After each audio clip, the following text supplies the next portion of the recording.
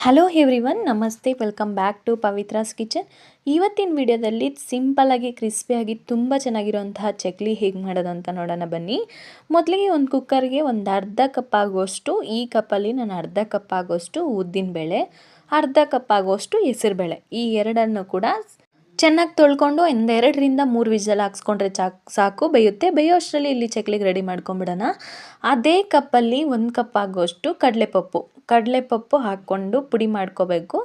ಪುಡಿ ಮಾಡ್ಕೊಂಡಿದ್ದ ನಂತರ ಇವಾಗ ಹೆಸರುಬೇಳೆ, ಉದ್ದಿನಬೇಳೆ ಬೆಂದಿತ್ತಲ್ಲ ಅದನ್ನು ಕೂಡ ಮಿಕ್ಸಿಗೆ ಹಾಕ್ಕೊಂಡು ಈ ಥರ ಪೇಸ್ಟ್ ಮಾಡ್ಕೋಬೇಕು. ನುಣ್ಣಗೆ ಪೇಸ್ಟ್ ಮಾಡ್ಕೋಬೇಕು. ಇದನ್ನು ಚೆನ್ನಾಗಿರಬೇಕು. ನುಣ್ಣಗೆ ಮಾಡ್ಕೊಂಡಿದ್ದ ನಂತರ ಇಲ್ಲಿ 1 ಕಪ್ಪು ಕಡಲೆಪಪ್ಪಿಗೆ 3 ಕಪ್ ಆಗುವಷ್ಟು ಅಕ್ಕಿ ಹಸಿಟ್ಟು, ಅದೇ ಕಪ್ಪಲ್ಲಿ 3 ಕಪ್ ಆಗುವಷ್ಟು ಅಕ್ಕಿ ಹಸಿಟ್ಟನ್ನು ಕೂಡ ಹಾಕ್ಕೊಂಡು ನಾನು ಹೇಳಿದ್ದ ಅಳತೆಯಲ್ಲೇ ನೀವು ಚಕ್ಲಿ ಮಾಡಿಕೊಂಡ್ರೆ ತುಂಬ ರುಚಿಯಾಗಿ ಬರುತ್ತೆ.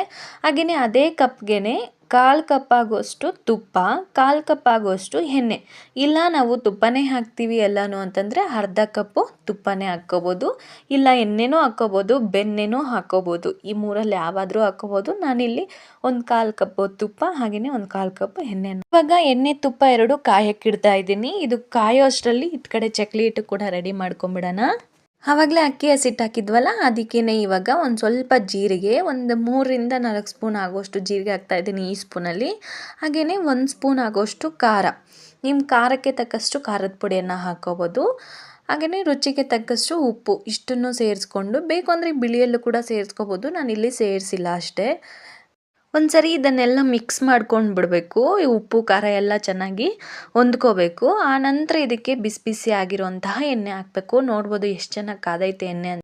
ಎಣ್ಣೆ ಹಾಕಿದ ತಕ್ಷಣ ಈ ಥರ ನೊರೆ ನೊರೆ ಬರಬೇಕು. ಎಣ್ಣೆ ಹಾಕಿದ ತಕ್ಷಣ ಕೈ ಇಟ್ಟು ಕಲಿಸ್ಬಾರ್ದು, ಯಾಕಂದರೆ ಬಿಸಿ ಇರುತ್ತೆ. ಅದಕ್ಕೆ ಒಂದು ಸ್ಪೂನಿಂದ ಕಲಿಸ್ಕೋಬೇಕು ಫಸ್ಟು. ಆ ಎಣ್ಣೆ ಎಲ್ಲ ತಣ್ಣಗಾದ್ಮೇಲೆ ಕೈ ಇಟ್ಬಿಟ್ಟು ಕಲಿಸ್ಕೋಬೇಕು. ಕೈಯಲ್ಲಿ ಚೆನ್ನಾಗೆ ಒಂದು ಸ್ವಲ್ಪನೇ ನೀರು ಹಾಕ್ಕೊಂಡು ಚೆನ್ನಾಗಿ ಚಪಾತಿ ಹಿಟ್ಟೋದಕ್ಕೆ ಇದನ್ನು ಕಲಿಸ್ಕೋಬೇಕು. ತಣ್ಣೀರೇ ಹಾಕ್ಕೊಂಡು ಕಲಿಸ್ಬೋದು, ಬಿಸಿನೀರು ಏನು ಬೇಕಾಗಿಲ್ಲ.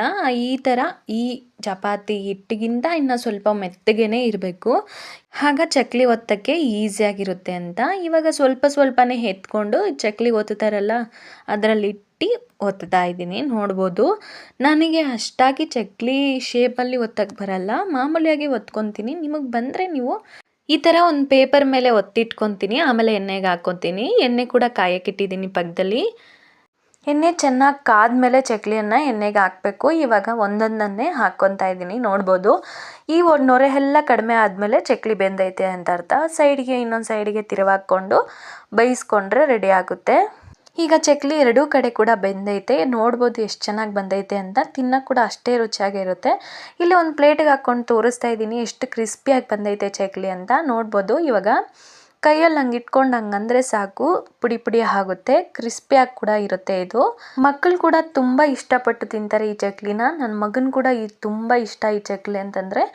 ನೀವು ಒಂದ್ಸರಿ ಟ್ರೈ ಮಾಡಿ, ನಿಮಗೆ ಅನ್ನಿಸ್ತು ಅಂತ ಕಮೆಂಟ್ ಮಾಡಿ. ಪ್ಲೀಸ್ ವಿಡಿಯೋ ಏನಾದರೂ ನಿಮ್ಗೆ ಇಷ್ಟ ಆಗಿದ್ರೆ ಒಂದು ಲೈಕ್ ಮಾಡಿ, ಶೇರ್ ಮಾಡಿ.